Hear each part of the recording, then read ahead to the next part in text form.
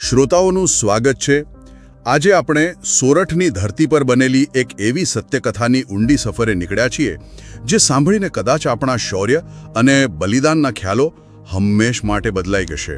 બિલકુલ। આજની વાત છે 3 અણધાર્ય શૂરવીરોની, ધીંગણમલ ધણખુંડ, પાક પઠાણ ને મર્દ મીંઢોળ બંધો। અને આ કોઈ કાલ્પનિક ગાથા નથી, આ તો ભાદર નદીને કાંઠે ભિંડોરા ગામના પાદરમાં લોહીથી લખાયેલો એક જીવંત ઇતિહાસ છે। તો ચાલો આ ઇતિહાસના પાના ઉથલાવીએ। સમય કયો હતો અને માહોલ કેવો હતો? સમય હતો વિક્રમ સંવત 1732નો માઘ મહિનો અને માહોલ તો ઉત્સવનો હતો। ભિંડોરા ગામમાં આહિર ડાયરો ભેગો થયો છે, ચારેકોર ઢોલ શરણાઈના સૂર ગુંજી રહ્યા છે। કોઈ પ્રસંગ હતો? હા, ગામના જુવાન દલા છૈયાના લગ્ન હતા। દલો જે હમણાં જ પરણીને હાથમાં મીંઢોળ બાંધીને ગામ પાછો ફર્યો છે। વાહ!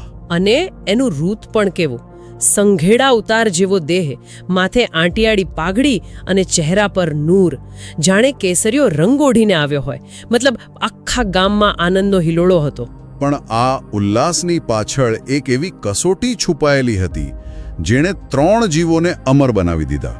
બરાબર। આ કથામાં નાયક તો 3 છે, પણ મને લાગે છે કે કથાનું કેન્દ્રબિંદુ કંઈક બીજું જ છે, ગામની ખરી સંપત્તિ। સાચી વાત। એ જમાનામાં સોના ચાંદી નહીં, પણ પશુધન જ સાચી દોલત ગણાતી। અને ભિંડોરા ગામનું ગાયોનું ધણ, એના વિશે તો શું કહેવું, જાણે ધરતી પરનું ગોકુળ। આ ધણનું મહત્વ સમજવા માટે મને લાગે છે કે ડોળિયાના કવિ ગીગા ભગતના દુહાથી શરૂઆત કરવી જોઈએ। ચોક્કસ। કવિ ગીગા ભગત તો જાણે શબ્દોથી ચિત્ર દોરે છે। એમણે લખ્યું છે, ગણા જાંબલી કાબરી, ગાય ગોરી, ઘન્યો મૂંજડી, ખેરડી ઘેન ગોળી। અદ્ભુત!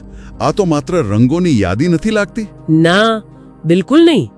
જાંબલી, કાબરી, ગોરી, શ્યામળી, ખબર છે, દરેક ગાયની આગવી ઓળખ હતી। આ પંક્તિઓ શું બતાવે છે? એ સમયના પશુપાલકોનો તેમના પશુઓ પ્રત્યેનો લગાવ। એ દરેકને નામથી, એના રંગથી ઓળખતા। એટલે કે આ માત્ર દૂધ આપનારા પશુઓ નહોતા, પણ એમના પરિવારનો એક હિસ્સો હતા। આ વાત બહુ ઊંડી છે। હા, અને એમને શણગારવામાં પણ આવતા। કવિ આગળ કહે છે, જડ્યા ખોભળામાં ચિયાશિંગ માથે, પગે ઝાંઝરી સાંખિયા કાન સાથે। મતલબ કે શિંગડા પર પણ શણગાર? હા, શિંગડાને ચાંદીના ખોભળાથી મઢવામાં આવતા, પગમાં ઝાંઝરી પહેરાવાતી અને ગળે કામરૂ કંઠમાં ઘંટ વાગે। વાહ! કલ્પના કરો કે એ ધણ જ્યારે ચાલતું હશે ત્યારે કેવો રણકાર થતો હશે, જાણે કોઈ જીવંત સંગીત। બિલકુલ। એટલે જ એમને માત એટલે કે માતાનું બિરુદ અપાતું। આ પ્રેમ હતો, આદર હતો। અને તમે આર્થિક મહત્વની વાત કરી। કવિની એક પંક્તિ છે, જુઓ નીલડી દેશ આખો જીવાડે। આનો શું અર્થ થાય? એક ગાય આખા દેશને કઈ રીતે જીવાડી શકે? આ ખૂબ સારો પ્રશ્ન છે, અને આ કોઈ કાવ્યાત્મક અતિશયોક્તિ નથી। એ સમયની સામાજિક આર્થિક વાસ્તવિકતા છે। નીલડી એટલે કે શ્યામ રંગની ગાય, જે શ્રેષ્ઠ મનાતી। અચ્છા। એનું દૂધ, દહીં, ઘી આખા સમાજને પોષણ આપતું। એનાથી જે બળદો થાય એ ખેતીનો આધાર હતા, જેનાથી અનાજ પાકતું, અને કે જ્યાં લક્ષ્મી હોય ત્યાં લૂંટારાઓની નજર તો પડવાની જ। એ જ થયું। આવા આનંદના માહોલમાં કોઈને ક્યાં ખબર હતી કે ગામના ગોચરમાં એક તોફાન ઘેરાઈ રહ્યું છે? અહીંથી જ વાર્તામાં વળાક આવે છે। કઈ રીતે? જ્યારે આખું ગામ દલાના સામૈયામાં મશગુલ હતું, ત્યારે 20 સંધી લૂંટારાઓએ લાગ જોયો। ઓહ! હાથમાં તલવાર, બંદૂક અને ભાલા લઈને એ લોકો ગામના ગોચરમાં ઉતરી આવ્યા। એમણે પહેલા તો ગોવાળોને બાવળના ઝાડ સાથે બાંધી દીધા અને પછી ગાયોને હાંકવા માંડ્યા। અને ગામમાં તો કોઈને ખબર જ નહીં ક્યાંથી હોય। ગાયોના ભાંભરડાથી સીમ ગાજી ઉઠી, પણ ગામ સુધી અવાજ પહોંચે એમ નહોતો। ત્યાં તો ઢોલ શરણાઈનો શોર હતો। અને ત્યારે જ કથાનો પ્રથમ નાયક મેદાનમાં આવે છે, એક પશુ, ધણનો ખૂંટ। હા, પણ એ કોઈ સામાન્ય ખૂંટ નહોતો। એનું વર્ણન સૂંઢ વિનાના હાથી જેવું કરાયું છે। એણે જોયું કે પોતાની ગાયો પર કેર વર્તાઈ રહ્યો છે, એટલે એણે શિંગડા નમાવીને હુંકાર કર્યો। એકલો? 20 હથિયારબંધ લૂંટારાઓની સામે? એકલો, પણ એણે હિંમત ના હારી। એ લૂંટારાઓના દળ પર ત્રાટક્યો। એના માટે નવતેરી રમવા જેવો શબ્દ પ્રયોગ થયો છે. મતલબ કે એ એકલો 20ને ભારે પડી રહ્યો હતો. કોઈને શિંગડેથી ફંગોળતો તો કોઈને પગ નીચે કચડી નાખતો. અવિશ્વસનીય. એક જાનવરની આટલી હિંમત. એટલામાં એ ઘોડેસવારે એના પર બંદૂકનો કુંદો માર્યો અને કુંદો એટલા જોરથી વાગ્યો કે ખૂંટનું એક શિંગડું અને બંદૂક બંને તૂટી ગયા. ઓહ, ભાંગેલા શિંગડામાંથી લોહીની ધારાઓ વહેવા લાગી, પણ એ પાછો ના હટ્યો. એનું શૌર્ય જોઈને લૂંટારાઓ પણ ઘડીભર તો થંભી ગયા. પછી અંતે જ્યારે લાકડીઓ અને ભાલાથી તે કાબૂમાં ન આવ્યો ત્યારે એમણે એક સાથે બંદૂકો ફોડી. ગડીમ ગડીમ અવાજ સાથે ગોળીઓ એના શરીરમાં ઉતરી ગઈ એટલે અને એ વીર પશુ ત્યાં જ ઢળી પડ્યો. એણે પોતાનો જીવ આપી દીધો પણ ધર્મ નિભાવ્યો. એ હતું પ્રથમ બલિદાન. એક પશુએ પોતાનો જીવ આપી દીધો. વાર્તા અહીં પૂરી થઈ શકે હોત, પણ ભાગ્યને કંઈક બીજું જ મંજૂર હતું. હા, બરાબર એ જ વખતે સરદારગઢના રસ્તેથી એક પઠાણ મુસાફર પસાર થઈ રહ્યો હતો. પઠાણ? હા, 5 હાથ પૂરો, પડછન કાયા, ખભે બંદૂક અને કેડે તલવાર. એની નજર આ ધમાચકડી પર પડી. એણે ધણખૂંટનું પરાક્રમ અને એનું મૃત્યુ પોતાની આંખે જોયું. એનું હૃદય કંપી ઉઠ્યું. પણ એ તો એક પરદેશી હતો, મુસાફર હતો. ગામ સાથે એને કોઈ લેવા દેવા નહોતી અને ધર્મ પણ અલગ. એ કેમ વચ્ચે પડ્યો? આજ તો આ કથાનું હાર્દ છે. એ બાવળની કાંટમાંથી કૂદીને ગાયો અને લૂંટારાઓની વચ્ચે આવીને ઊભો રહી ગયો. શું કહ્યું એણે? એણે જે કહ્યું એ શબ્દો આજે પણ આપણને વિચારતા કરી દે એવા છે. એણે હાકલ કરી, ખબરદાર શૈતાનો, मैं सच्चा मुसलमान हूँ. बेगुनाह गवाह के लिए मरने से तो हमारी बीवी खुश होगी. मैं सच्चा मुसलमान हूँ. આ શબ્દોનું વજન કેટલું હશે? એણે પોતાના ધર્મને હિંસા સાથે નહીં પણ રક્ષા સાથે જોડ્યો. બિલકુલ. એના માટે સાચો ધર્મ નિર્દોષોનું રક્ષણ કરવો એ હતો. એના માટે માનવતા કે કહો કે જીવ માત્ર પ્રત્યેની કરુણા એ જ સાચો ઇસ્લામ હતો.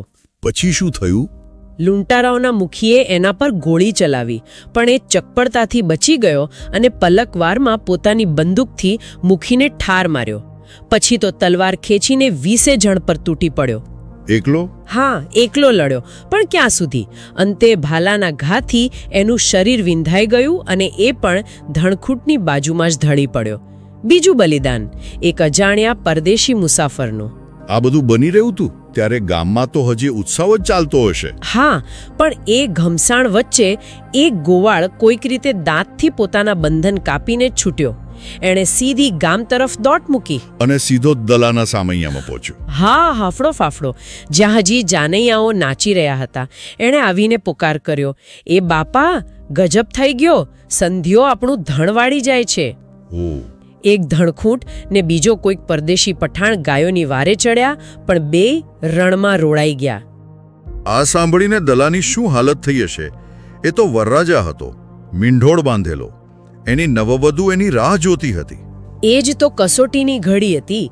એક તરફ આખી જિંદગીનું સુખ અને બીજી તરફ કર્તવ્યનો પોકાર. કોઈ સામાન્ય માણસ માટે આ બહુ અઘરો નિર્ણય છે. એના મનમાં દ્વિધા ચાલી રહી હતી.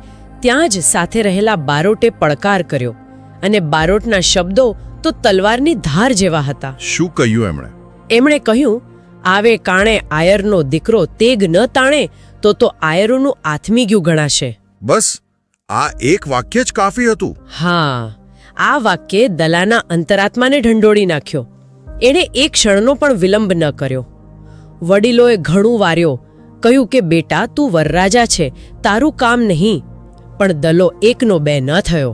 એટલે એણે પોતાના લગ્નના માંડવેથી જ રણભૂમિ તરફ દોટ મૂકી. હા, પોતાના સામૈયામાંથી જ. એણે ઘોડી વાળી અને સીમ તરફ ભગાવી. એની નવી પરણેલી પત્ની ગાડામાં બેઠી બેઠી આ દૃશ્ય જોઈ રહી.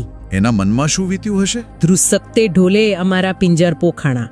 મતલબ કે લગ્નના ઢોલના સૂર જાણે માતમમાં ફેરવાઈ ગયા.